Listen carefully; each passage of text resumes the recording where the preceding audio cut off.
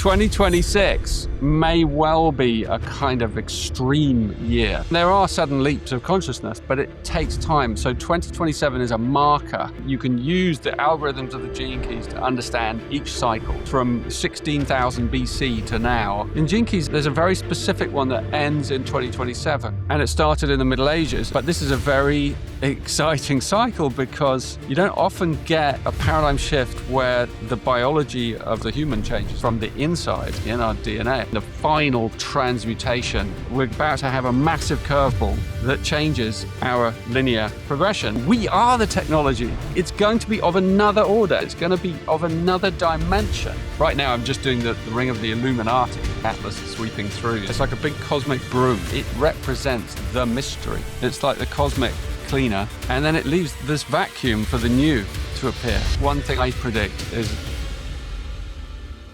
I'm standing in my full prophet mode, which I always try not to do because, you know, it's risky, right? It's a risky business, prophecy. But the Gene Keys is founded on this prophecy that that in the year 2027, there is a kind of paradigm shift that sort of passes over with a baton of the old paradigm shifts to the new paradigm in that year. Now, I'm not a kind of I'm realistic, you know. I'm a very grounded, realistic family guy who lives in a normal life, very ordinary. I am a mystic. I'm deeply mystical, but I'm also very, very ordinary. And I know what, and I listen to the news, and I know what's going on. And I'm kind of, you know, that's my life, and I follow the science and all of that. But I'm not a sort of esoteric kind of researcher in that way. I'm a mystic, right? So my wisdom comes from within, but then my information, like the rest of us, comes from outside. And so I'm kind of realistic about, you know, change of this magnitude doesn't happen overnight. I've been doing my best to help people understand that because we all want it to, but and there are sudden leaps of consciousness, but it takes time. So 2027 is a marker where the old energy is literally just closed off, right? So it's like you've been driving a car or a vehicle, and then suddenly the fuel for that vehicle is closed off. And so the vehicle might sort of roll on a little bit, but it's literally got no more fuel in the tank. And in fact, the fuel is now being siphoned to a brand new vehicle that no one's ever driven before. And it's, you know, and we're sort of doing our best to figure out how to even start it. So 2026 is the last year where the last bit of fuel is dried up, is sucked out of the system, right? And so what does that mean for the planet and for us as individuals? I think for the planet, I think it's quite scary in a way that, you know, because these cycles that, you know, that have arisen out of the teaching of human design, which is Ra-Uru-Hu's revelation, that what the Gene Keys is founded on, the same algorithms, and it plans at Ra looked at these global cycles, he called them, and he mapped them out from 16,000 BC to now, and further forward as well. And you can use the algorithms of the Gene Keys to understand each cycle. And when you look back at civilizations, you see that certain civilizations, most civilizations, rose and had their day, and then they suddenly just disappeared. You know, and we see that over and over again, and we're like, what? How is it that they just disappear? You know, like the Mayans or the Aztecs or the various empires. The Roman Empire obviously declined slowly, but some of them just vanished overnight. And we're like, yeah, and we have reasons for that, and like, yeah, it might have been disease or whatever. But the point is that when the cycle is over, it's over. And they tend to go in like 400-year cycles, 420-year cycles, using the Gene Keys. These are the sort of, I guess they're kind of, you might call them mini cycles, actually, in a much greater cycle. And you're an astrologer, so you probably know about these cycles, and people know about the yugas from the Vedic teachings and all of that. That's all part of the same technology of understanding grand cycles. But in the Gene Keys, it's very... In Gene Keys, it's sort of, there's a very specific one that ends in 2027. and it started in the Middle Ages. So the Middle Age period, ended, and then in like 1600s until now, we've built civilization, we've built a global awareness, we've built cities, we've megacities, we've built the world that we see around us today with technology and AI and organized intelligence, right? At all kinds of levels, and it's been good and it's been bad in many ways, yeah. And but the point is, the energy that's been fueling that cycle is now being taken away. So we can't get our heads around that. We're just going to carry on as normal humans because we don't know this is going on. We can see like some declining systems. And if you're a bit more sensitive, you can feel like, wow, there's a big change happening underneath, actually, bigger than we realize. And if you're watching science, if you're a climate scientist, for example, you really know what's coming, but no one's listening to you, right? And so, there are all kinds of people who understand that's what's coming, but the mass consciousness isn't listening. And that's what humans do. We're adolescents, we're an adolescent species. You don't listen to your parents, You just carry on until you hit a wall, and then you suddenly realize, oh my God, my parents were right. I really should have studied. Because now I'm going to have to go back and start again or whatever. So in a way, that's what's happening on our planet. And what does it mean? It means, like, I guess one thing I might predict is which is quite likely, is there's probably going to be an energy crisis, of some form. And even we can see it now, like the AI data centers that they're building. It's like, and we don't have the energy infrastructure in most countries to support the kind of the thirst of the next big thing, which is AI, and all of that's going to come out of that. And so we're all very excited, like a good adolescent. Oh yes, let's get on the next big thing. And some people are going, whoa, wait a minute. I don't think we can afford this, and no one's thinking about, the climate models and anymore, really. We're just all like, no, this is far too exciting. And this will solve our problems as well, because we have a savior mentality, humans. We're like, we externalize our saviors, so here's like, AI is going to save us, it's going to, and the way that cycles operate is, once the fuel's run out, it's run out, and then suddenly decline is much more rapid. So we've seen decline of various systems, and we've seen blowouts, and we've seen, some shifts. But then after 2026 is over and 2027 kicks in, it's likely there's a lot faster decline of the energies that have built our civilizations. And that could get very scary. It depends on where you're focused. If you're focused on the old paradigm as it declines, you're going to be very anxious. And there is an increasing anxiety moving through the human gene pool right now. And many people just wake up in the morning and feel it, or they feel it in their day. And you're picking up on this whole energy of the climate, not just the outer climate, the inner climate, because no one's listening. Right. And we're all like, sort of, we have the linear view of history, right? So we look back at 400 years and we go, this, and then we've got 400 years of like impetus in us, and we assume that it's going to continue in the same way, right?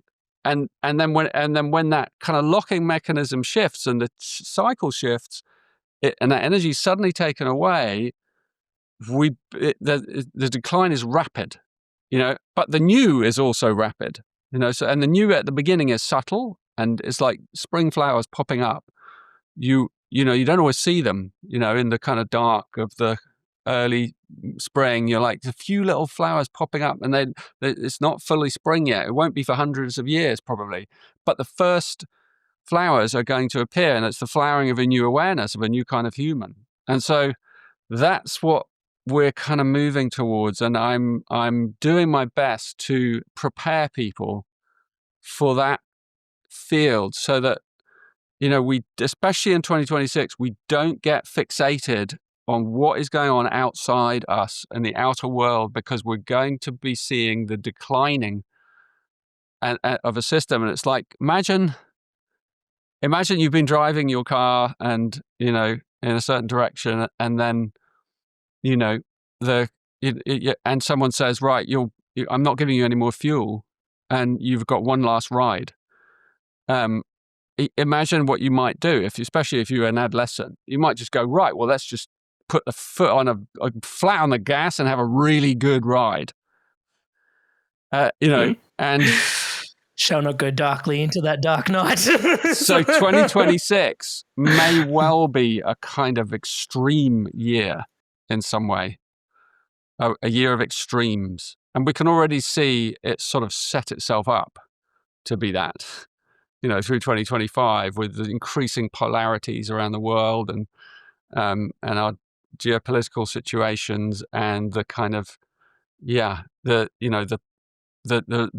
resource is becoming more expensive, and and therefore the economy beginning to stall, and I'm not alone. I mean, I sit on the board of a family business, right? So in London as well. So I know what businesses are facing, and thousands and thousands of CEOs around the world are saying, they've just done a survey. I think 72% of them are saying that's in a model that have been, the big companies are saying that they don't see the climate of finance or economy getting any better, not even remotely soon, right? They can't see it at all. And these are people who are sitting in the driving seats of large businesses and corporations. And so their eyes are open to the realities. So I want people to know that all of that is the sort of theater, but inside there's something incredibly precious occurring. So I'll pause there and let you respond. Oh my goodness, there's so much in there to respond to. One of the threads that's in there is, I'm aware I don't have Gene Key 55 in my profile, so I haven't contemplated it very deeply, but some part of me has picked up along the way that some of this shift in the prophecy is anchored to Gene Key 55, which I find a very interesting key, because it's might be the only key that I'm aware of that shares a gift and a siddhi, the same word. And I'm wondering if, you're talking about this car sort of coming to a grinding halt or an accelerating halt, however we're approaching 2026, and then we've got 2027 opening up. Is this the kind of shift? Because the shadow of of Gene Key 55 is victimization. And then you're stepping into freedom. Is that a parallel that I can draw here, or am I conflating things too hard? No, absolutely. And you need to look at its programming partner as well, which is 59. You can't separate them, those two archetypes. And that's dishonesty, so dishonesty coupled with victimization is the kind of planetary energy. The shadow frequency feeds off being a victim or believing it's a victim. And that can have so many layers in your psyche. I'm a victim of, the energy crisis. I'm a victim of the government. I'm a victim of this person's decision. I'm a victim of your anger. I'm a victim of whatever it is. Like, it's the way we behave. So you wouldn't say I'm a victim of, but actually when you look deep inside at many of your behavioral patterns, when you're upset or angry or feel, put upon, or kind of, it's actually you might be a victim of my biology or my DNA or my health issue or right. And so it's like, it's a state of contraction. And then freedom is how we release, it's like, how do we release that contraction and empower ourselves? And it is the only gene key that has the same gift as the siddhi, and it wasn't a mistake. It was like, it's because that's where the quantum leap takes place, in the gear levers of the whole. So in a way, the siddhi and the gift are the same. They kind of merge, and then from there on, the whole epoch shifts, and the new human starts to come in, and the gift and the siddhi are kind of, the siddhi is like this, Sanskrit word. I'm not saying city, I'm saying siddhi, like for Americans listening, the Siddhi, Siddhi, it means divine emanation or divine. It's like superpower. It's like, what is your Siddhis? And if you look at your Gene Keys profile, you'll see your Siddhis, you'll see your superpowers in words. So you'll see, oh, I have compassion, I have emanation, I have devotion. These are my superpowers in life. And so those energies are coming down from a higher level in a way to meet the shadow. And that's why in that Gene Key 55, they meet in the gift and there's a fusion that takes place and then a paradigm shift and an opening.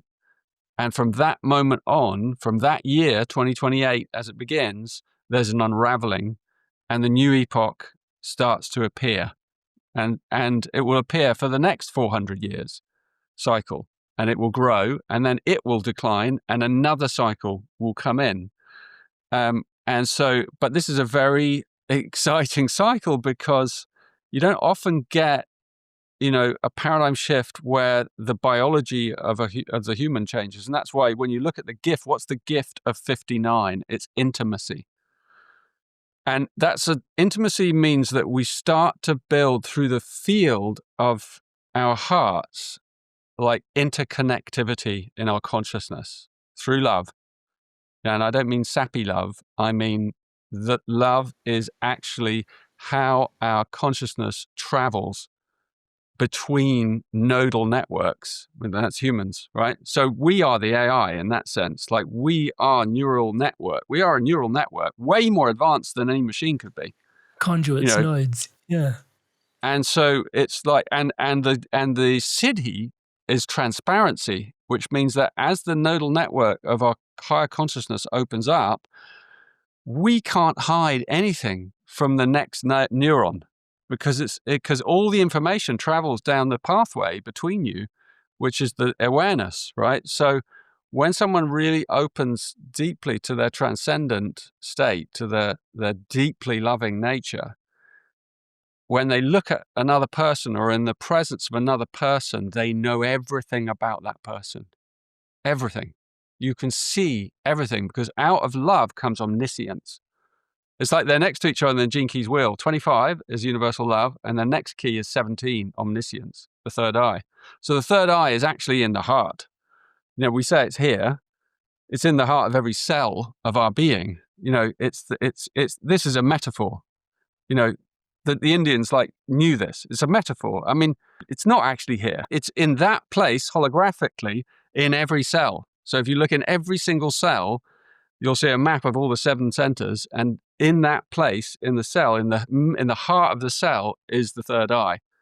So it's at the core of creation is because omniscience is the whole looking at itself and knowing itself through love.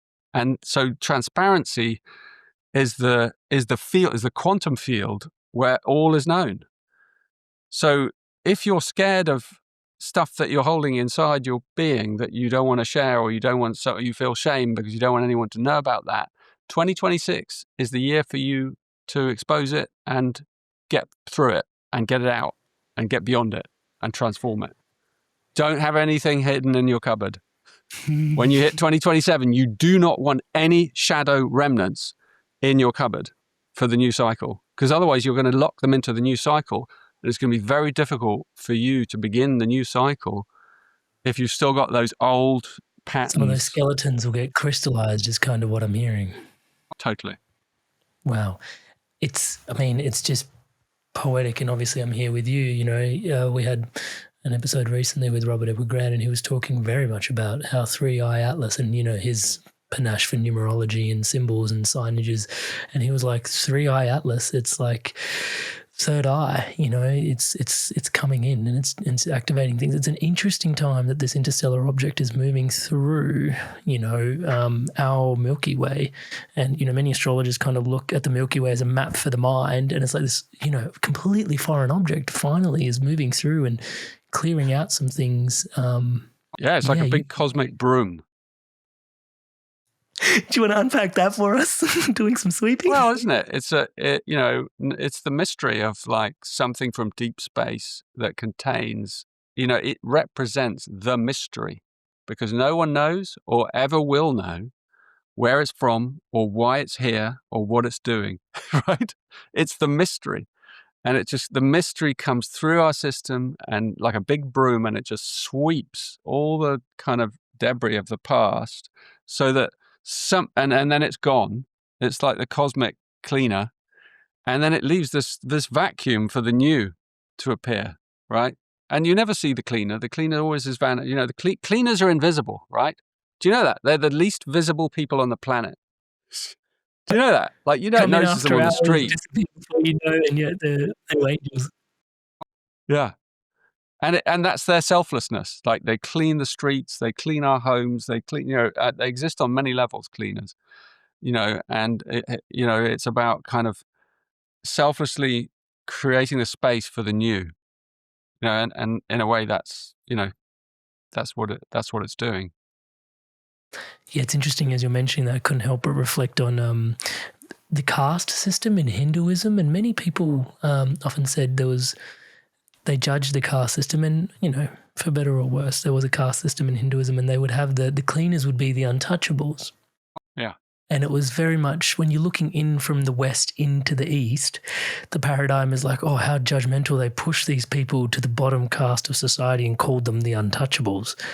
But there's this awareness in the East, which I think the West hasn't cottoned onto, which is actually from the East. The philosophy very much was actually these people carry such pure souls that the mire of working in the day-to-day in your dirt and scraps actually doesn't taint them. And they are called untouchables because actually they're untouchable whilst they're working through all the cleaning duties and stuff like that. So yeah, there's just it always pauses me to reflect on that. You mentioned this epoch, and it's beautiful what you were mentioning, because we got this through Gene Key 55. You said freedom for the city and freedom for the gift, and it is a bit quantum in terms of how it lands and descends, because I heard you speak of these Trinity of Years, 1987, 2012, and 2027. I'll let you explain them, but you've got the harmonic convergence, the melodic resonance, and the rhythmic symphony. And the musician in me, Touchwood, couldn't stop to reflect on, usually it goes, you build the rhythm section, then you've got a melody, and then you end up with some harmonies. But it's 1987, we had the harmonic convergence, then melodic resonance, then rhythmic symphony. It was almost like, I've got to ask Richard, it seems like there's an consciousness or an awakening or an intelligence or a gnosis or a wisdom that's actually descending upon us at this time. And then you mentioned that it was kind of also coming down through Gene Key 55. So I just wanted to double click on that, and maybe you can unpack those Trinity of Years for the last 50 years that defines the end of an epoch. Like you're saying, it doesn't happen instantaneously. Yeah, I think that those years are sort of portals that kind of frame the transitionary period. So those of us who've lived through those years, like, we've come in, like, we're sort of big wave surfers that have come into this shift time, and we're kind of like riding this wave of change. We've incarnated right into the heart of it, and you can see that many beings have incarnated right into the heart of it because it's so exciting, right? And so everyone's here, and we don't necessarily know why we're here, but we're here because we want to participate at some level in this amazing event. And it is we live in a musical universe, and you're right, it goes sort of in reverse. So the melody is the first thing we pick up with the ear. It's like, you can pick up this melody, the harmony. I mean, we can begin to sense the harmony is very subtle, right? And then the melody is more like, oh, the heart hears the melody, and we're like, oh yeah, I get the melody. And the final thing that we hear is because it has to kind of, when the rhythm comes, it's integrated into the cells of our being, of our body. So you could look upon those three as like them stepping down the frequency until it's in the body and it's in the physical DNA. That's, when you hear that, when you experience it as a rhythm, it's the new rhythm of humanity, of a new being that's kind of incarnating in. So it has to come down through the subtle layers until it impacts and comes into the physical body. So it's a very physical experience that we're having. And it's going to actually mutate humans from the inside in our biology, in our DNA. I've talked about this with Zach Bush, and he talks a lot about the mutations of the triple helix and the fourfold helix, and they're sort of newer versions that are hybrid versions of DNA that are appearing in certain cancers and things. And it's almost like life is experimenting with a new form in order that it can kind of initiate a breakthrough. But it's in the last place we expect, right? Because we always expect change on the outside because we look out through our senses. But the last place we expect change is to come through the inside, hidden in our biology, in our DNA. And that's why I always think of when Christ said, when I return, I will come like a thief in the night. And I always think, he's going to, that consciousness is going to take us by surprise. It's going to come in the last place we're looking, so we will change without realizing we're changing, until we've changed. And then we'll be like, it's like the dragonfly allegory that I speak about with Gene Keys. It's like, it goes through this incredible transmutation. And most of the transmutations, the mutations that the dragonfly goes through are actually invisible. They're called molts, and they take place when it's in its underwater phase, deeply hidden from anyone or itself. They're kind of internal changes, like in the chrysalis of the butterfly, and they lead to its behavioral shift where it starts to climb up the stalk and out into the light for the first time. And then the final transmutation, the massive one, takes place. And the new creature emerges and takes to the air. But those hidden molts, as they're called, take place without us realizing they're going on. I mean, we're in there. The creature knows something's going on because it feels probably, I imagine, pretty damn uncomfortable. Inspired souls, human beings, I wanted to take a moment to thank all of you that are subscribed to this podcast. Everything you see around here, these shores being graced by people like Richard Rudd, it's all powered and empowered by your subscription to this channel. Thank you so much for your incredible love and your support. None of this would be possible without you. It's a total co-creation. And to all of you that haven't yet subscribed, please do take a moment. As I'm saying the word subscribe, the button below is lighting up in the colors of the Inspired Evolution. Please hit that subscribe button, hit the bell notification icon, and join the community, join the movement, spreading love, positivity, and wisdom like this around the planet together. And at the time of this recording, many of you actually think you are subscribed, but you're not actually, because we can see from the back end that actually 80% of people that regularly watch this channel aren't actually subscribed. So, and the members in the community, the Inspired Evolution, the circle that have thought they've been subscribed, they're actually members of the community, and they went back to the channel and said, oh, I wasn't actually subscribed. Oops. So yeah, if you can see the subscribe button below, you're not actually subscribed. So please hit that subscribe button, hit the bell notification icon. It helps everything that we're doing around here. So thank you so much in advance for your incredible love and your support. Appreciate you so much. Back to Richard in today's episode. Talking about discomfort and personal evolution, it's an interesting time that we're in. Personally, I'm going through a Saturn square, and I've picked up that you're going through a Saturn return. So there's a lot, I imagine, happening in the Gene Keys world, because as Saturn does its return, so much of our purpose, our Yunkai in life gets checked in with and gets refined to a significant degree. And I mean, for those that are misaligned, obviously it can be quite the harrowing period. I mean, there's no denying, obviously, you're here doing what you were put here to do. Interesting. At the beginning of the podcast, you're like, well, peeking my head above to do the prophet thing, even though, we all know what happened to Khalil Gibran. He wrote the book, The Prophet. Touch wood. But how is it going through Saturn square its time? Symbolically, as so much is shifting for the collective as well. And then you must be going through such a significant shift yourself. I mean, it's a bit too poetic, these cycles, someone would say. Yeah, I love cycles and how they, when we incarnate on this planet, and then our dharma or our mythos is wound up with, planetary cycles as well. And if you're in tune, then you're really in tune with your cycle, whatever your role is. And yeah, my Saturn return is like, my second one is now. I'm kind of approaching 60 in a couple of years. And But my first one, which was around 1996, is where I had my first kind of mystic experience, 3-day experience that led to eventually the Gene Keys appearing. You saw the so future. Can you tell us about that? Because I was going to ask what happened in your first Saturn's return, and is this linked? And it totally is. Sorry, I'm interrupting. 1996, right? And where I was afforded a view through the future human, for 3 days, through the lens. And if you told me back then, this is going to be 30 years before you actually really know what this means, I'd have been like, you're kidding. And before you're ready to actually do, step into your full role, like it's going to take you 30 years. Actually, it's interesting. It's a good message for younger listeners. Like, these things take time.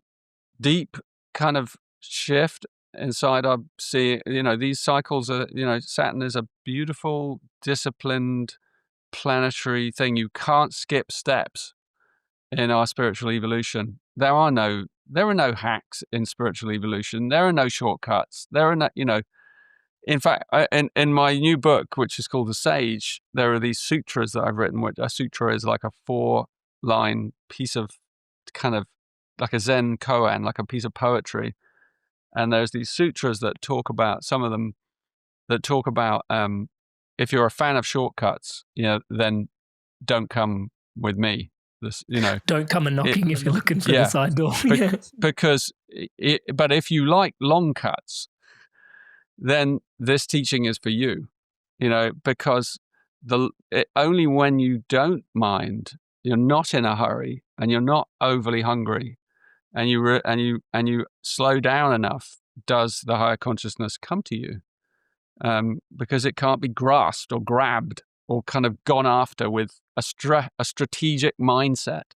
It's the very opposite. The world of the soul is poetic, it's romantic, and it's subtle, and it's shy, and you have to romance your own soul. You have to, and we know that romance requires deep patience and a lot of perseverance, and like in all those romantic myths, like where the lover is trying to court this, very difficult person, and they're totally in love with them, and they go through all these like crazy trials of and then finally that other being yields in the end and just goes, okay, I do love you, and there's this kind of la la la, that's romance, right?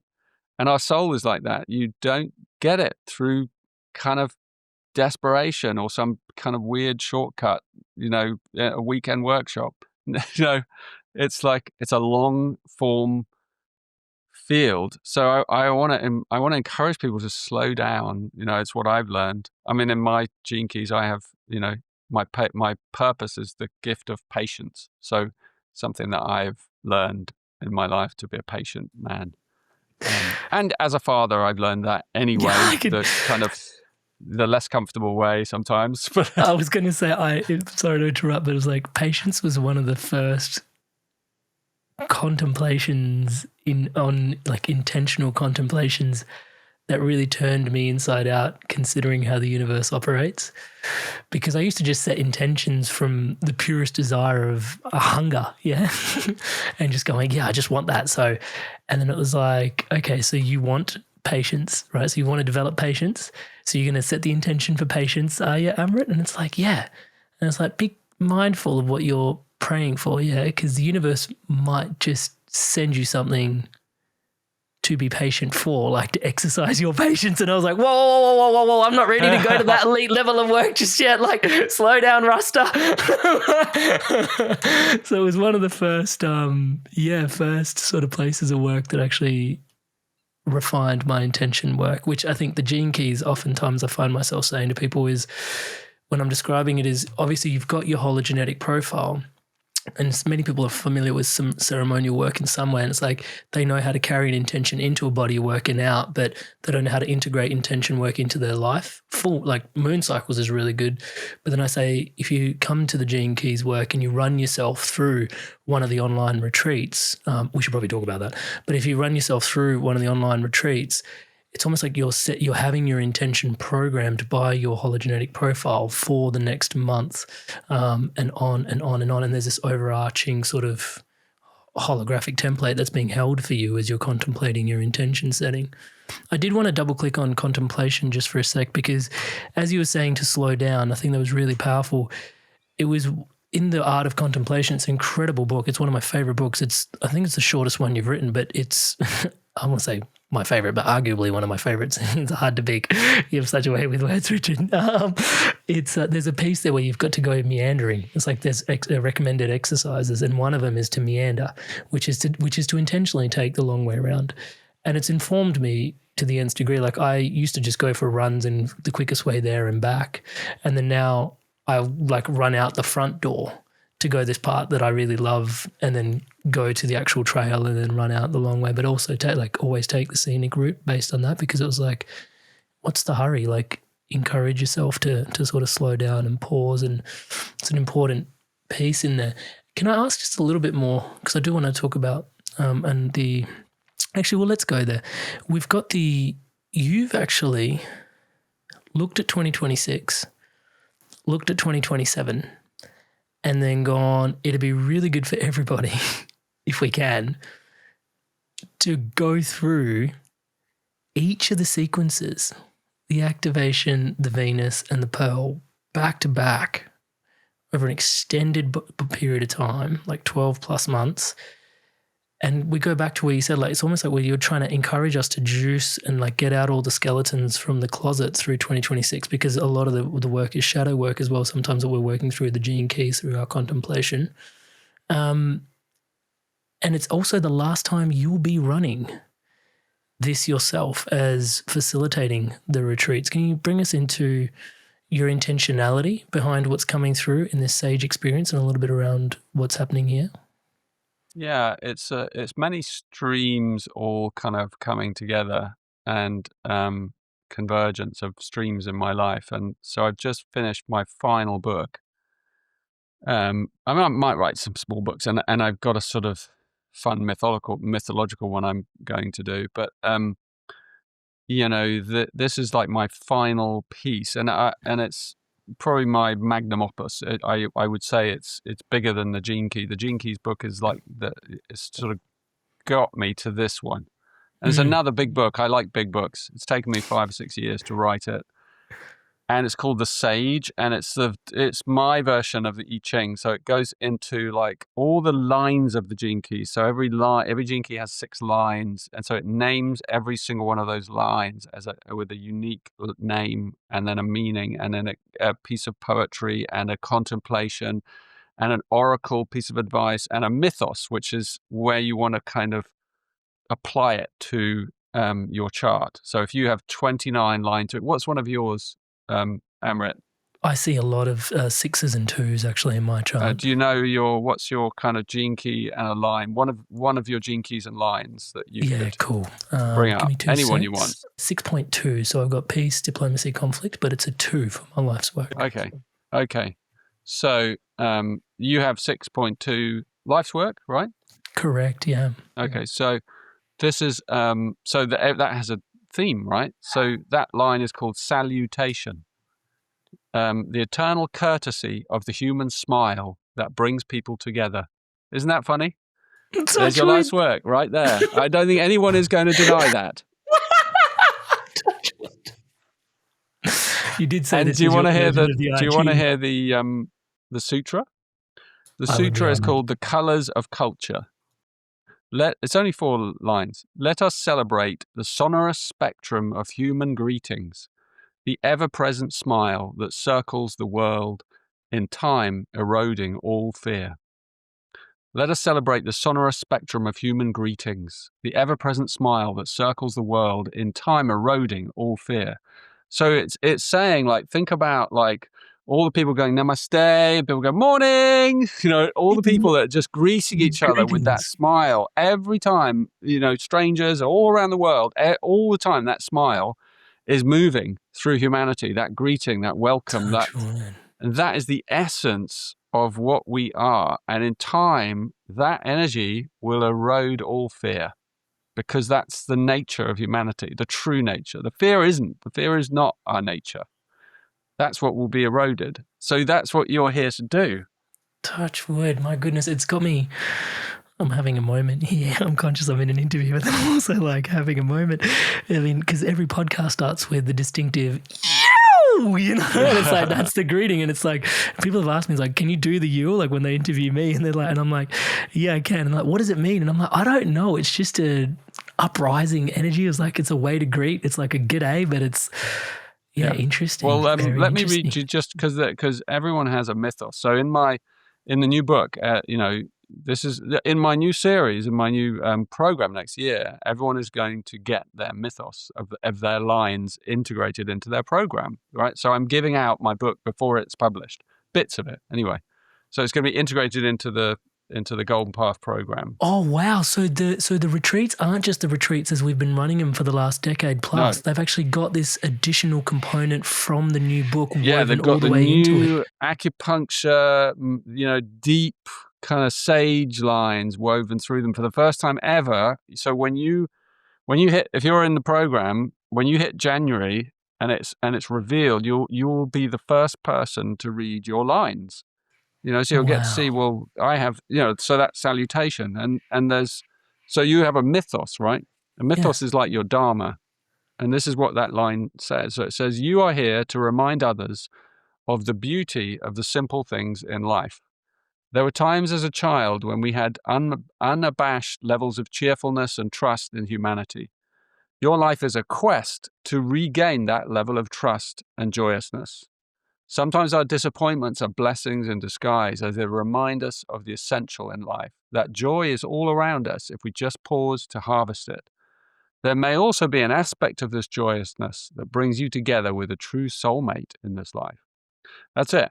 Interesting that it mentions that last line, because they don't, these were like, written in a very sort of higher state. And there's no shadow in this book, by the way, at all. There's no shadow in it. It's like all the shadow's been taken out. It's a Gene Keys I Ching for the future human. This is the book of the future human. And I wanted to write a book that would carry us through the transition of the next few hundred years, so that there may be dark times ahead, right? And in dark times, I wanted people to have a book they could turn to remind them of what's coming, right? And so you can open this 800-page book with all the codes of the new human, and you can open it on any page, and it will give you a burst of light and poetry and truth and beauty, and it has, thousands and thousands of little sound bites like that one I just read you. Sutras, yeah. One of the reasons that I'm kind of doing this for the last time, because that book will probably be published in the summer sometime, and probably, hopefully, because it's got a big edit to go through, and then I'm tired at an online level. I've done these retreats for many years now, from pre-pandemic, and they've been hugely successful. Our online retreats have thousands of people always in them, and they're amazing. And people have got married in them, and people have died in them, and because they're long, right? We are like this group, Gene Keys, where we do long retreats. 4 months is the shortest, right? And it's because contemplation requires time, and it's not like you're online all the time.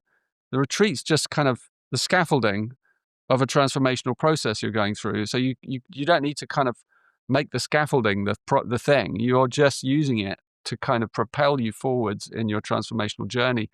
And the beauty is you get to meet other people doing it around the world, a very global audience, which is very rich. And there's no better way than learning in company. There's just no better way. The connections that you make, like the Gene Keys, there's just medicine in the connections and the heart-centered. It's beautiful. Tribe. I mean, people fall in love. People kind of go traveling and meet the person they met in Hawaii, or they go, and they're like, I gotta, it's like I hear these stories and it's amazing. And sometimes people get wound up by someone and they get an incredible lesson about themselves, because they get someone who pushes their button in a chat room with them or whatever.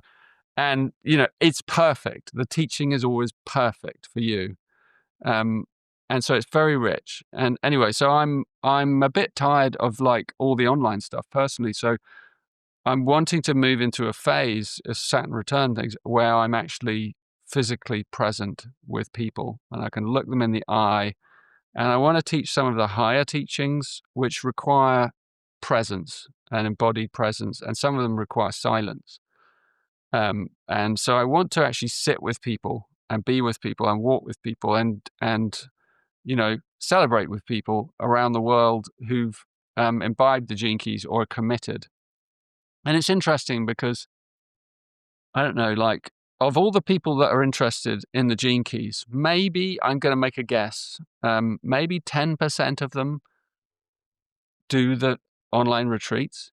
And that just shows like the kind of percentage of people who are truly available to commit their energy into a long-term process. It doesn't mean you can't do it otherwise, but it's like, that's the kind of steepest learning curve, the online retreats, and so you can make all kinds of excuses why you can't do them, or you can't, well, I'm not a people person, blah blah, I don't like being online. None of that actually is, that's not true. It's not, it doesn't take over your life. It's like, it's very light. You adapt it to your life, and your excuses, whatever they are. I mean, if you can't afford it, that's one thing I totally understand. And we try and keep the prices incredibly low. And we have like programs that you can apply and stuff. So we're very considerate as much as we can be to people who can't afford these things. But essentially, it's it's a really powerful process, and many people have done it before, and so we're doing it again.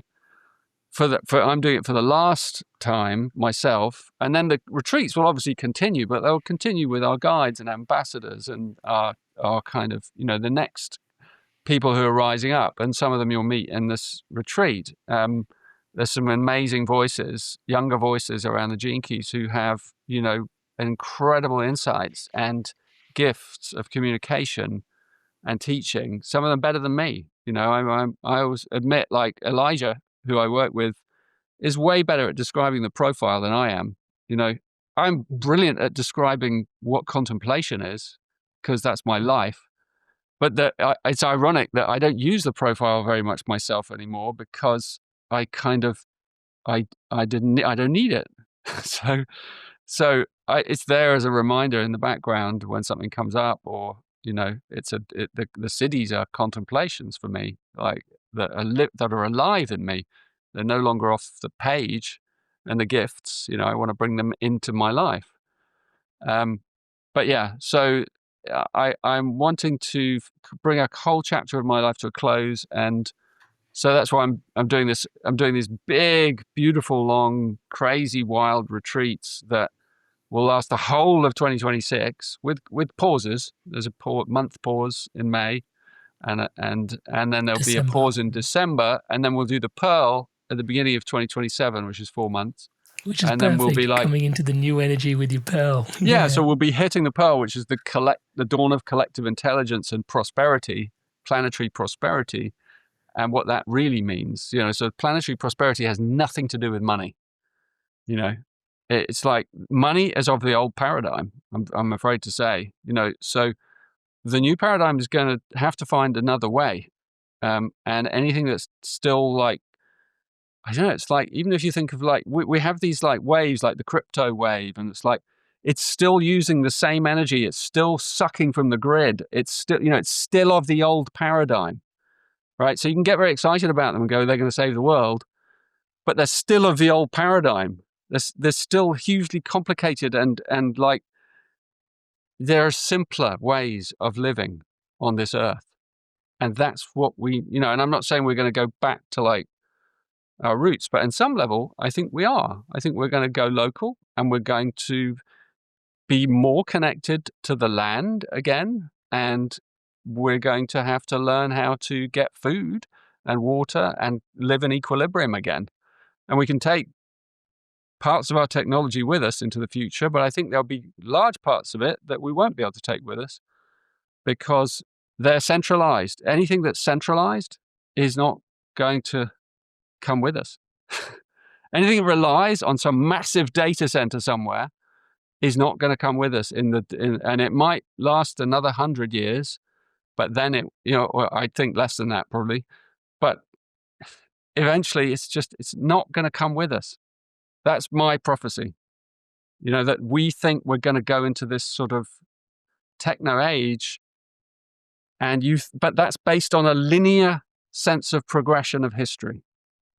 And we're about to have a massive curveball that changes our linear progression. And we're going to go forwards in a completely new way. And it's going to be difficult in the beginning, because it always is, difficulty beginnings. But we're going to get there. That's what I saw in the future human, that the future human is assured. It's here. It's as assured as the oak tree is in the acorn, and it's going to emerge. But patience is going to be needed. It's the most exciting time to be alive. It's interesting. I was going to ask, because some people see the singularity that's approaching, and many philosophers have put it to 2030 as kind of like this humanity merges with this digital thing, and many people are sort of saying, whoa, slow down, everybody. But in terms of what I'm hearing you say is actually, even though technological advancement is exponential, it's still an algorithm which we can map with our linear minds. What's coming is of a higher order. Well, let's look at the dragonfly, right? You can't, when you look at the dragonfly nymph, and you're imagining what it could become. Yeah, you don't. If you don't know Impossible. about the future, you're all you do is imagine within its own dimension. Your thinking is limited to the dimension. You're oh yeah, technology. Oh yeah, we're going to go to Mars. Oh yeah, you're limited to the energy technology and the paradigm that you live in. You've lived in your whole life, and your ancestors lived in. Going back 400 years, right? And so it's imagine you're in the Middle Ages and someone describes the world we're in now. Yeah, right? Like a car. And you're like, yeah. What? Yeah. So the next one is not going to, you can't imagine it from within this one. It's not going to be when you do it, you're like, oh yeah, we're going to have technology that's going to do it. But no, we are the technology. It's going to be of another order. As you said, it's going to be of another dimension. And that's very hard for our mind to get round, and a scientific, strategic, logical, linear mind cannot get there. It just can't. Talking about the mind, I always say this. I think I've said this once before in a podcast with yourself. I affectionately remember my first ever Gene Keys online retreat, and looking down the barrel of the activation sequence and going 4 months, 4 keys, a contemplation for a key a month. And I'm like, surely we could do this, in 2 months and contemplate a key every 2 weeks, talking about patience. And then I remember the irony what struck me once I spent the 4 weeks contemplating a key. And then you brought us in and it was time for the next key, everybody. There's a meditation that sort of moves us in. And I was like, oh, but I wasn't. I need more time. I was still I was just blooming and I was just starting to get the fragrance off the flower and we're moving into okay, I'm going to have to do this one again next year. And it's interesting because it encourages you to slow down and hold space for you to do so. And there's some really profound lessons that open up just going through I don't want to call it madness, but the method behind the madness, poetically, pardon me for calling it madness. But yeah, there's something there. There really is something there. And it's interesting what you said as well about yourself, because from being an astrologer, what I've learned is when we're going through these Saturn returns, oftentimes when we're aligned, we tend to tire of the old to evolve into the new. And if we're misaligned, we actually start to get depressed. And I can see those two hallmarks. And it's not surprising to say, it's hey, it's time for me to wind down this battery to, step into the next battery and see where that takes me. And yeah, inspiringly, we've got the And because it's my last cycle with it, I'm throwing everything in, and it's tell, 2026, right? So books, new upgrades. I'm going to bring in guest speakers, and I'm going to do surprises, and we've got all kinds of different layers we're offering that we've never offered before, and and I'm going to weave in all aspects of the synthesis, including new teachings and codon rings and the 7 seals and the dream arc. And I'm just going to weave in the whole thing that I've never done it like this before, and new stuff as well, like that no one's ever even heard of. Like, like it's, I'm just going to bring in everything because it's like a finale for me. So I'm Snap, going to crackle, go and out pop. with I wanted to dial in a little bit to the nuances there, because for the longest while, as a Gene Keys guide for myself, when I encourage people to work with their Gene Keys, I've got this piece of wisdom that's dropped in from somewhere along the way, which is, feel free to contemplate your shadow 15% of the time. Feel free to contemplate your gift. I think it's 80% of the time. And then feel free to contemplate your siddhi 5% of the time. Because a siddhi is like, I kind of reserve it for ceremonial work when you're in that higher state consciousness, but in the day-to-day of the world that we live in is where we occupy. So 80% of the time, the gift's there. One of my favorite teachings of the Gene Keys is that the shadow is not a shadow, it's an opportunity, and to remember that it's like, yep, access it, work with it for 15% of the time, because you can end up looking at your chart and just going, oh, these are all my shadows. Bah! And so it's like, no, 15% of the time, 80% gift, and then 5% left for the siddhi. What I'm hearing in today's conversation, though, is that I probably need to take a whiteboard rubber, and sort of rub some of that out as we're moving into 2027, and maybe adjust the percentages. Because as you're talking about these sutras, the Sage book doesn't have the shadows in it.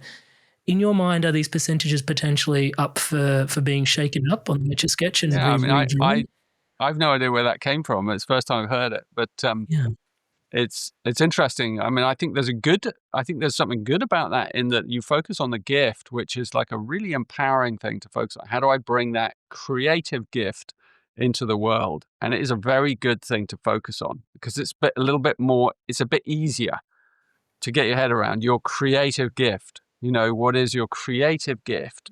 Gene Key 32, the gift of preservation. What am I going to pour my preservation into? What am I going to preserve and creatively, keep, alive and enhance, and, for the future? Like, where am I going to pour that in? What's of value? Actually work with that, and then things will be venerated. But if you go trying to run after veneration, which is the siddhi, so that's it's a nice idea. I think I wouldn't have too many rules. I think it's a good starting place, actually, and I would then allow the siddhi to creep in at the level it wants to. I mean, I find now that I'm kind of contemplating the siddhis most of the time, right? Even when I'm contemplating the shadow, I'm like, underneath it is the siddhi, right? Inside it is the siddhi.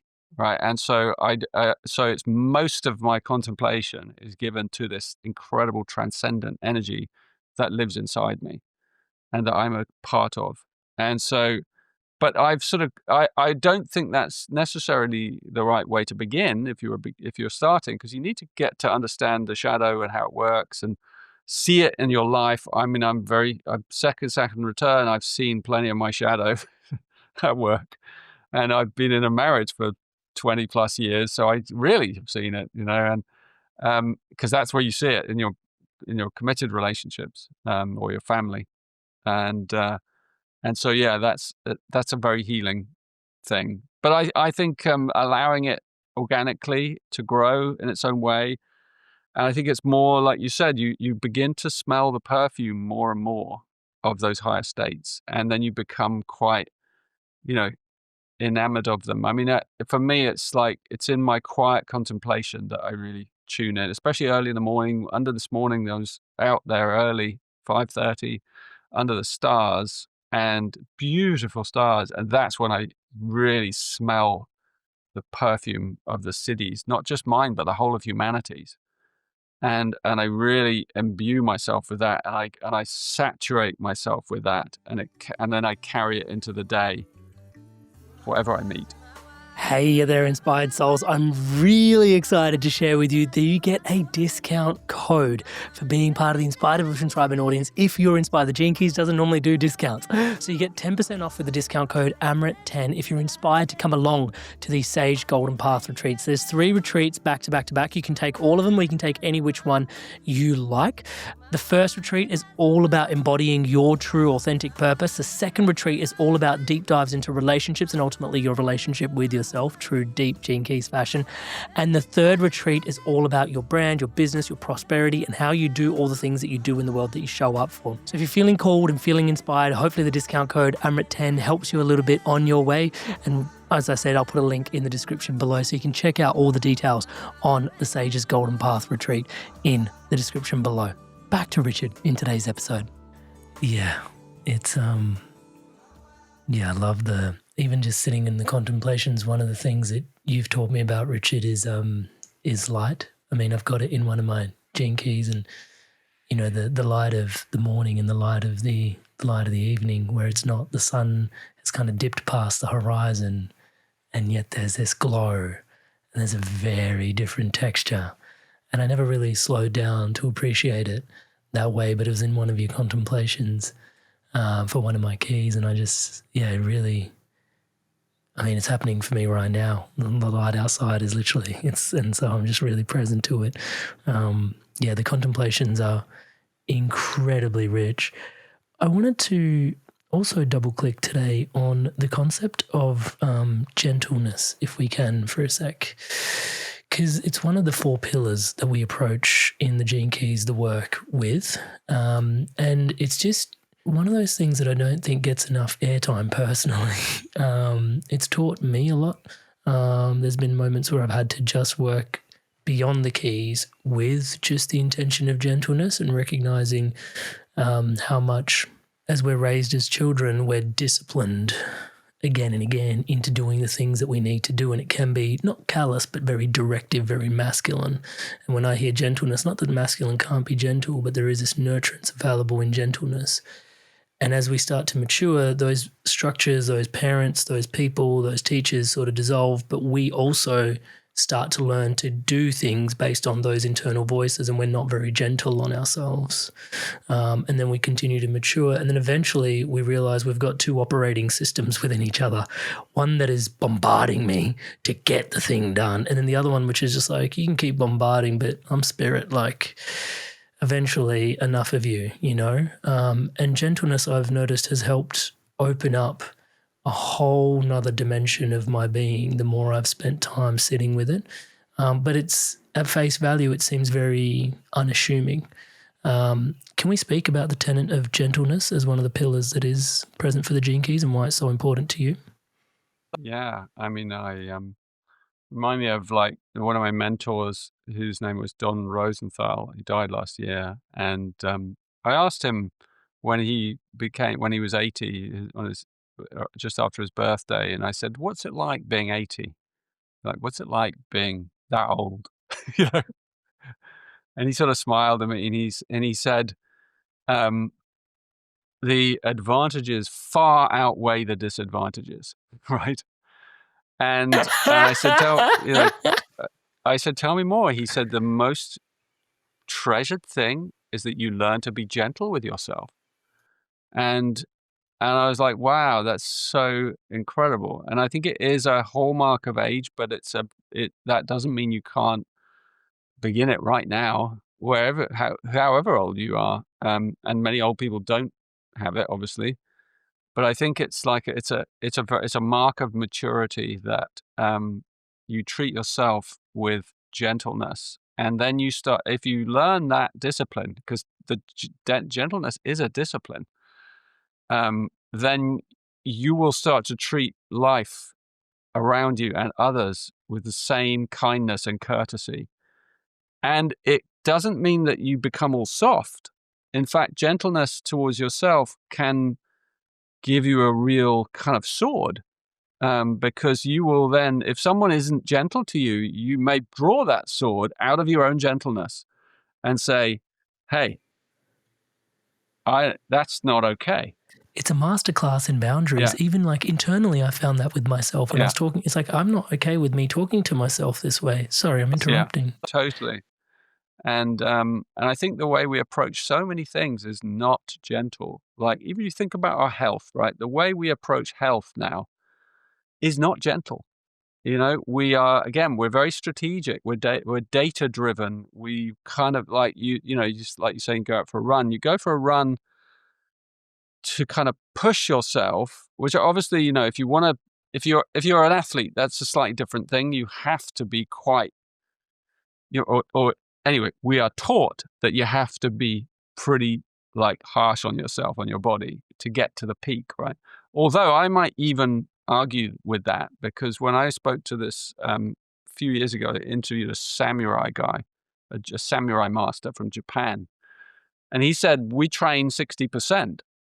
I'm like, what do you mean? He said, well, in the West, you guys, you Olympic athletes, you train 100%. We train 60%. I'm like, what do you do the rest of the time? He said, just chill, integrate, But and it's that way of like, wow, you when you're doing 60%, you train really hard in that 60%, but then the rest of the time you allow your body to integrate the training in the emptiness, So it doesn't matter so much. You might drink tea, you might go out, you're doing softer things, right? And so, contemplation creates that space for integration.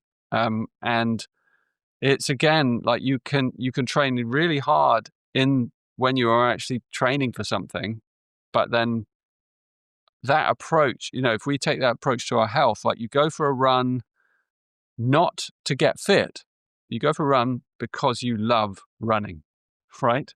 That is the reason. That is the health decision. That is the healthiest decision. If you want to go for a run because you think it will make you healthy and you're going to force yourself out there, and sometimes you have to do that, right? That's not necessarily the healthiest decision. There's an The healthiest abrasion in decision is to do it because of the joy you feel when you're running. Now, you might have to get healthy a bit first so that you get the endorphins, so that you then feel that, right? So you have to like push through some, barriers maybe. But you do that out of delight. And so, again, if you're overly strategic, doesn't mean you can't be, but if you're overly measuring your health all the time, it's actually what you're missing out is your mental health. You're not enjoying the process. And if you're not enjoying the process, then you're not you're not treating the whole of your being, because it's the whole of your being. It's like you said, when you're running or you're swimming or whatever it is you do, you want to do it because your body loves it. It loves the exertion, or it's cold water, let's say. Like, your body loves that kind of rush of entering into cold water gradually. But you don't go, it's like, don't go in too fast. Like, I've seen people do that, make a mistake. Like, that's not gentle on your system. And there's science behind that now as well. It's like, don't go in, because that's a shock. It's a shock anyway, but you go in slowly, you go in gently. And the same with everything. The same with the gene keys. The same with it. Go in gently. Don't go in with like a rush of like, I got to get something back, Go in gently. And so that's why gentleness is gentleness is the sort of one of the pillars and of like contemplation. It's the cushion provided by contemplation, right? So it's soft and it's yielding and it feels comfortable and it gives you the spaciousness to understand what's going on in your life, to integrate things so that you don't rush and make wrong decisions. Not that there are any wrong decisions, but you don't make premature decisions, and then everything is weighed through this patience. And patience is part of gentleness as well. They kind of go with each other, So if you're impatient or you're over self-disciplined, and you're being harsh on yourself, you will pay the price. Your body will eventually kind of give up, collapse. Something will give way. Because the body is like an animal, right? And animals don't like being overly stretched. It's like if you ride the horse and you keep pushing it every day and pushing, eventually you'll lose that horse. You'll break its spirit. Or it could be any animal, and we're an animal. So you have to treat your body like a wild animal and give it love and give it space and let it go wild and kind of however it wants to, whatever it loves doing. And you don't want to fill it with a load of rubbish. Obviously, if you can help that, that's But then occasionally you might want to have a bit of mischief. The body also. It's like my dogs, right? They're the best thieves, right? And that's part of their nature. They they nip in when you're not looking, and they grab something that they shouldn't. And that's part of yeah, I'm a dog, and like you're allowed to be naughty and mischievous as well. That's part of gentleness, but you're not too strict with yourself. So yeah, I think you can apply that on so many levels in your life, in your relationships, being that 60%, so even like if you're a parent, then lean towards the yielding side of the spectrum instead of the over-disciplined side of the spectrum. Because if you put the over-discipline, so you might think, oh, I'm a weaker parent. But yeah, it's better to be on the weaker side. It's not weak, the yielding side than the over-disciplined side. Because if you go on the over-disciplined side, you will get a rebellious kid, really screwed up. Whereas if you go on the yielding side, you'll be like, yeah, you still got boundaries, but like, yeah, so what? I'll let them do it for a bit, Even with the parenting example, like to your point, it shows up in so many parts of the spectrum, because it's like even one of the wisdom pieces that dropped in, thankfully, from one of the elders that taught me about, or was guiding me through parenting as well, has been if you get it right 50% of the time, and you said 60, but even if you get it right 60% of the time, you're killing it. Like it's because it's a whole thing. So that gentleness piece is really profound, really profound. There's also, you mentioned, I watched a video of yours recently, the most magical key, and I thought it was going to be loaded. I thought you were going to say, of all the magical keys, they're all magical. They've all got their magic about them, I thought there was going to be a bit of I don't want to say cop out, but but you didn't cop out. There is a really magical key, and it's inspiring to talk about it, because we're going to go along on this activation sequence. Is going to be the first one, and it's the third key. Can you tell us about our radiance and why you think it's the most magical key? Oh, well, I think it is magical, actually.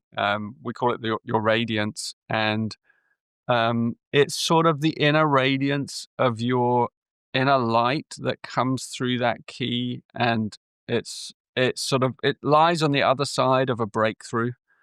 And so when you have a breakthrough, if you are in the contemplation process with your gene keys, and you're patient and you're gentle and you're allowing its space, so over those months, then sooner or later you have one of these breakthroughs inside you, and it's a physical experience. A breakthrough can be emotional, can be mental, can be an opening, but it's also a physical experience.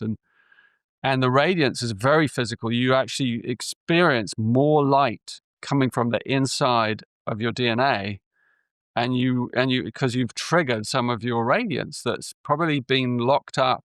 Might have been locked up by a repressed trauma pattern or a wound somewhere that you didn't even know. How else would you get to that? And your contemplation, what I love about contemplation is it sort of just very gently chips away. It's like it's pulling away little boulders, little rocks and stones all around the edge of a problem. And it's just gently pulling away little things. And then all of a sudden, the whole thing just you don't know when it's going to happen. The whole thing just collapses. And that pattern then is revealed itself. And underneath it is this gift, is this radiant gift or siddhi, and because it's in that position, the radiance, we always say it's to do with our health.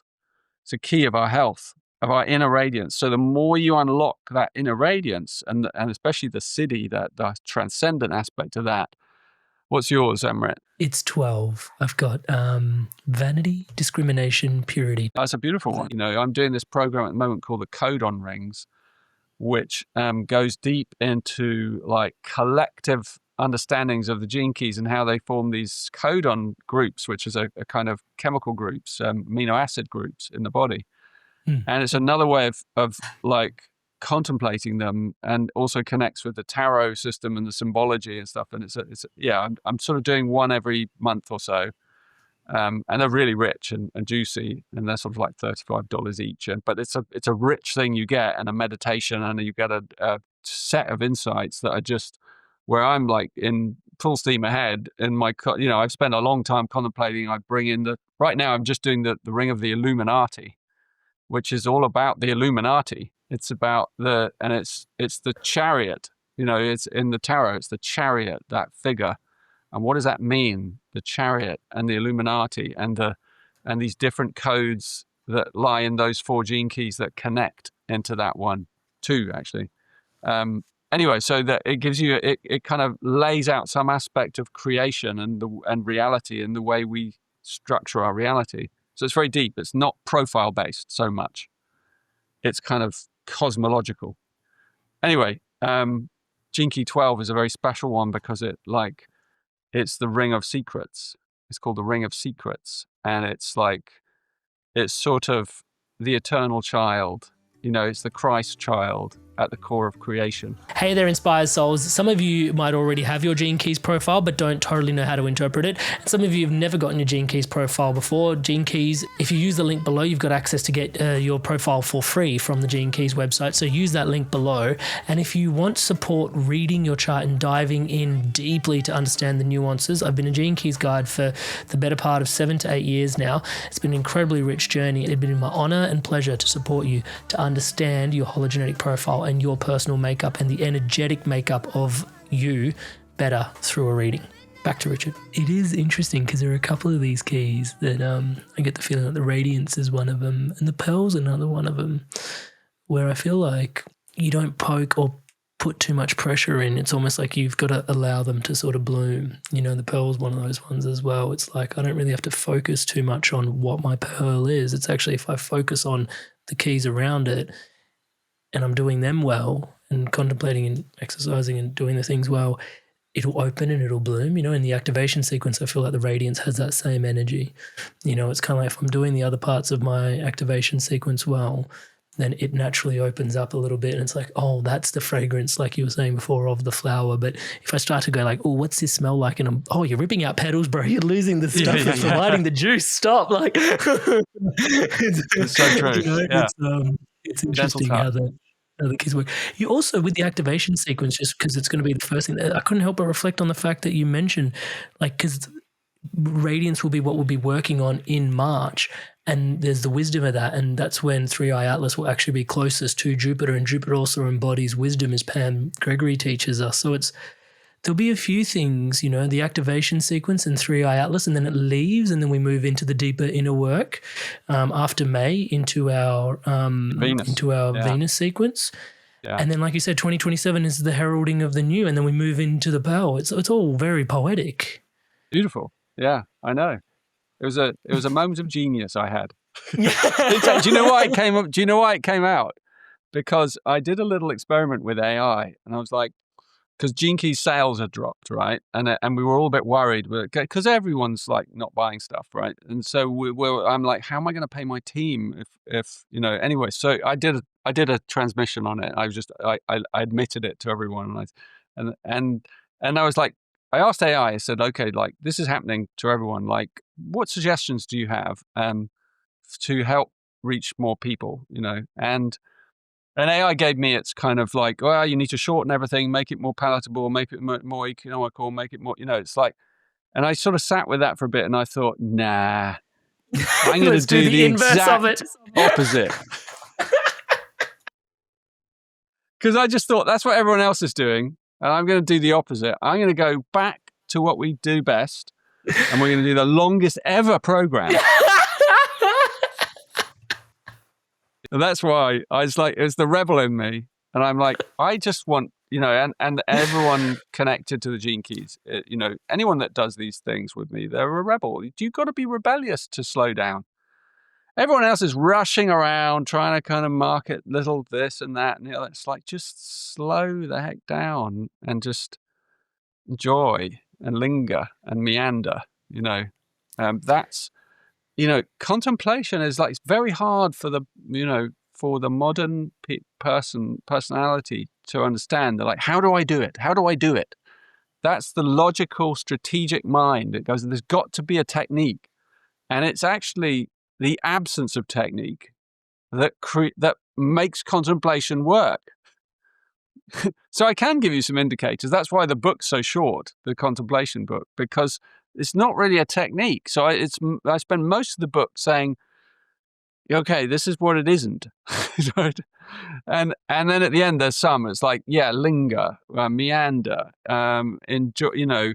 Here's some things you might like to contemplate over time, and enjoy and luxuriate in them, and gentleness and patience, and pay attention to your friendships, and hang around with people that make you laugh. Like, really simple things. That's almost not a technique, right? Give time to someone that makes you laugh, right? Everyone knows someone who makes them laugh, right? Someone who has your laughter codes, yeah? Do you know someone who has your laughter codes, right? Everyone has someone like that. And like, give extra time this year for hanging out with that person, more than you normally would, because that's so good for you. That is so good for them. That's for your health. Like, it's this obvious thing. It's not really a technique. But it helps you enter into the contemplative state. You're good. I was going to say it sinks back into the 55, 59 that we were referring to, the pairing, the intimacy. That laughter, like bringing us back into the intimacy with ourselves, with our loved ones. Exactly what you're pointing back into is the intimacy piece. Then, wow. I'm really, really excited for this journey. I just love how you describe that. It's like, told me to like just shorten everything, make everything brief and palatable. I was like, we're going to do the exact opposite. I wanted to, as we're coming to the close on today's conversation, there's this in your future human, like you saw this, you were in a future state, 3 days, 3 nights. I mean, it's hard for you to say, I can imagine, in terms of what's the corner that we corner that we turn around in 2027. But do you have a bit of a felt sense or a bit of an inkling in terms of, like you've said, it's of another order, so it's going to be impossible to start to bring words to it. But is there a felt sense that you carry in terms of this is where we've been, and maybe even just from the lens of that future human that you stepped into in your visionary state, like anything we can draw upon for 2027 and beyond? I mean,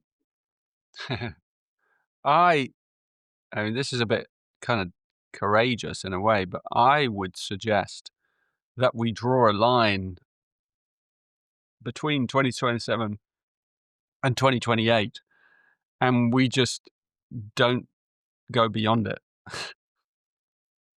That we just leave that open, so that the new, you were talking about the atlas sweeping through, so that there's room for the new, and that we don't kind of over-engineer with our mind what we think it might look like. So that's why I'm setting up my life. I'm, at the end of 2027, I'm doing a big US tour, 2-month tour, which with a bus and a kind of band and a band of rebels, and just hit some of my favorite places and people and groups and communities. And then I'm going to my plan is just to go to Hawaii for a month with my family, and then just kind of close the door on a phase of my life. And I don't know what will happen beyond that. I sort of want an empty calendar. And I think it will be good for us to all think in that way, that we don't, so we're kind of bringing things to a close over the next year or two, and we're sealing up kind of areas of our life that have been leaking energy, and we're preparing ourselves for a new future that we don't know what it's going to look like. And heaven knows really what the planet will be doing, with our geopolitics, and everyone's going to be probably hooked on that. And so my suggestion is to take a deep inner, dive over the next 2 years, and not get sucked into that theater too much, and then be ready for the new energy and the new cycle, without expectation. So I think each of us has our, as we're contemplating our keys and our siddhis and our gifts. One thing I do see coming is a creative resurgence, a creative renaissance. And I'm really excited by that, because I think even the AI is going to bring that. It's going to kind of spawn a retro movement, because it threatens to take away our creativity. And I think it's going to spawn a part of us that goes back to different skills that AI can't do for us, and like doing things with our hands again, and reading books, and creating beautiful objects, and art, and music, making music together, and sitting around fires, and working the land. These are all things that the AI can't do, really, with, because we have to do those things. AI is not going to sit around a fire with us, is it? It's like gazing into the embers of a fire under the stars. These are timeless human pursuits: dialogue, conversation, lovemaking. Just the basis. We're going to get back to the basis of why we're here. And I think it'll be a very creative time. I think we can use some of our technology to enhance it as well. But I think that it's going to be different. You're going to have people who are following the tech, and they're following that paradigm. But you're going to have other groups who are localizing more, and who are thinking about food resilience and circular economies, and they're beginning to build them because they see what's coming. And so you're going to you may move where you're living to go somewhere where your intuition feels is going to be safer, and you're going to find maybe a new community, or a new so that those are the kind of questions that our souls are going to be pondering. But yeah, beginning that new cycle, I think that finding community, soul family, is key. Really bringing attention to our intimacy. We've got to build intimacy, and that means, building intimacy is always a risk, because you have to expose your vulnerability. And that means lessening our distraction to outer things, and giving more to relationships and relational field, and good old working with the hands, cleaning, sweeping,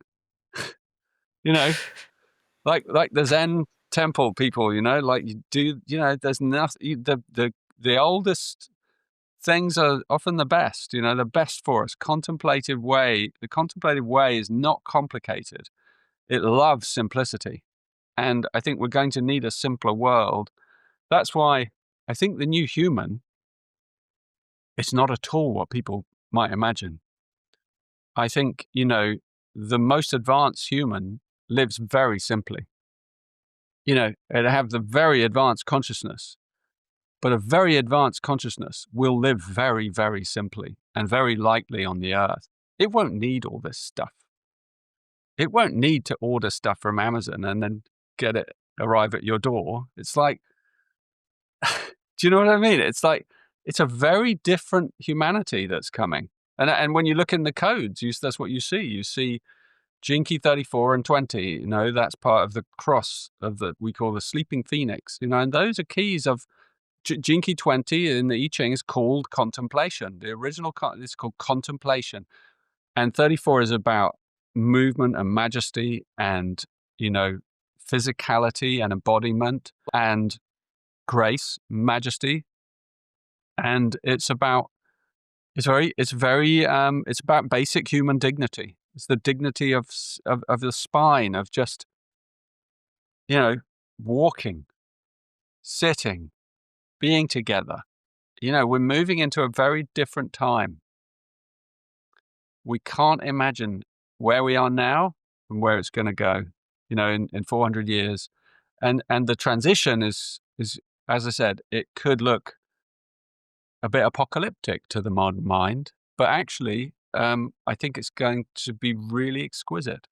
and you're going to be completely safe as long as you stay with your inner principles, your community, your heart, simple truths, simple pleasures, simplify your life, lessen the load. Hey there, inspired evolutionaries, brothers and sisters. It is such an honor to be your brother walking this path by your side. Richard is talking about the power of community, and many of you know we have what we affectionately call the circle. It's the Inspired Evolution Community Circle where we gather. We're doing all sorts of cool stuff in there. As you know, this retreat is coming up with the Gene Keys. We're actually dedicating an entire space within the community for us to connect live in and around the contemplations as well. The Gene Keys will have its spaces, but we'll also have their intimate Inspired Evolution space. Richard will be dropping into this community as well to share his insights and just grace us with his presence. Incredible blessing in and of its own right. And then once a month, we also get guests like Richard. This month, Richard is coming to give an entire transmission in December to the community. It's, and we do this every month where I step out of the way and you as the audience get to ask your questions directly of these guests. So Richard's next month. We've got Greg Braden coming later in the year. There's lots of cool guests coming on, Touchwood, and you basically get to conduct your own audience podcast with these guests, connecting with them in these live Zoom experiences. So yeah, lots of cool stuff. We gather weekly, guiding meditations. There's a yoga offering in there. There's breath work going on in there. Community sharing circles, and just lots of people that are also emerging at this time with their heart-based offerings and learning to share, and like a safe space to share your offerings with as well. And just the incredible heart, Touchwood, that's in this space. At the time of this recording, still open to founding members. If you want to join us as the founding member and also help forge the energy of the community that we're creating at this time as well. So yeah, there's a little bit around community. If you feel the call to community, naturally going along on the Gene Keys retreat will give you a lot of community, but also know the Inspired Evolution, the circle is here to support and anchor, embody this work. Ultimately, my highest connection, my highest values are connection, contribution, and celebration. So, you're interfacing with the content here, but taking that Touchwood deeper into connection is the intention there. We don't do like one-way async transmissions. There's a little bit of that, but the most of it is live connected experiences. People all over the world going through similar shifts, connecting in live calls, live meditations, live experiences, live guest Q&As. It's all live driven so we can actually forge these connections. And that's also what's given birth to these retreats, right, that we're pulling together as well, so we can have in-person community connections. And if you want to be inspired by Inspired Evolution experiences that are coming up, you'll be the first to hear more about these experiences if you join us in the community for these in-person experiences that are happening as well. Okay, I could talk about the medicine that is community forever. I'll put a link in the description below. There's a QR code on screen if you want to check it out. But for now, back to Richard in today's episode. Have you read my 1 instructions for riding a whirlwind? No, what's that? It's a little sutra from my Sage book, and I think I've said it somewhere. Instructions for riding a whirlwind. I can pull it up, actually. I think I probably know it. Here we go. Instructions for riding a whirlwind. Before a whirlwind, do not tie things down. Rather, take the windows and doors off their hinges and lay out your dreams in the open grass. Then, when she comes, you will have nothing to lose. Simple. So you take everything off the hinges, you open so that the wind can blow through the house, you lay out your dreams, and you wait. When you have nothing no sharp objects in your psyche or anywhere. And that's the attitude we need when we're facing the new epoch, because, Ring of the Whirlwind is Gene Key 55, and 49 together. That's the codon ring. That's that, I haven't done that one yet in my contemplations, but I've spoken about it a lot. And it is this hurricane that's coming to our planet. I said recently to someone in a business, CEO of a business, and she was saying, we're really set up for the future. We've got the brilliant team, and we've got our business is really good, and we've got good plans. And I just said, be careful, because you can rig the best ship. You can have the best ship, and you can have the best crew and the most accurate charts and a really good plan. But a hurricane is still a hurricane. Like, do you know what I mean? Absolutely. You might want to stay in port. Touchwood, there's this also interesting way you presented the sutra, which was to also lay your dreams out. Yeah. And in that essence, I can sort of see like there's an opportunity through the the challenge also for your prayer to reach a higher octave as you lay it out for the calamity to come through and clean it and pick it up. Exactly. Don't be too attached to them or the view you have of them. You know, I have that. I've done that myself. I've had these dreams of having a place for the gene keys, you know, and one day, and that's one of the dreams I'm laying out before the whirlwind, and because I don't know how it will manifest or if it will manifest, but I have to like lay it out as like, you know, it'll happen how it happens, when it happens, if it happens, and I've had that dream a long time, but we'll see. I'm really inspired for your dreaming and really inspired for the new book and inspired for all of us that'll go along on this journey together. And I mean, prayers and blessings, Richard, for your resting through this period as well as Saturn comes through and does its thing. And as always, it's, you know, just to feel into the wisdom that you're sharing. You know, Saturn has its ways with us as well, you know, and just to feel, you know, drawing upon some of the wisdom here with you today for the last 30 years and what they've meant to you as you've gone through your shift and just how you've been showing up. And also there's always this, and the work continues, you know, it's always just such a blessing to receive your insights so openly and abundantly. So thank you so much for, yes, your time and energy here today, and also the time and energy you're pouring into this last retreat with us that you're running in this format, in this way, and all the snap, crackle, pop that you're pouring into it for us to go into it together. I'll put a link in the description for everybody that wants to check it out. We in the Inspired Evolution community are actually going to open up, we've got our own little portal. And we're going to open up a special portal just for the Gene Keys, this Sage retreat, where we can also like sort of contemplate and share together what some of our contemplation's giving. I mean, the Gene Keys already has plenty of spaces for us. I'm going to drop in there, right? Aren't I? Yeah, it's going to be really special to have you in there as well. So thank you for that. And I'm just really inspired once again to sort of just, you know, as a young man growing, you know, sometimes we need to take those really big, deep breaths, you know, and to see sages like yourself supporting us, guiding us, and also as you're going through your own process, filtering back some support through the work that you're offering into the world is definitely not lost upon us. So thank you for always showing up and looking after yourself, and thank you so much for always looking after us as well. Appreciate you. Thank dearly. you, Amrit. It was such a pleasure.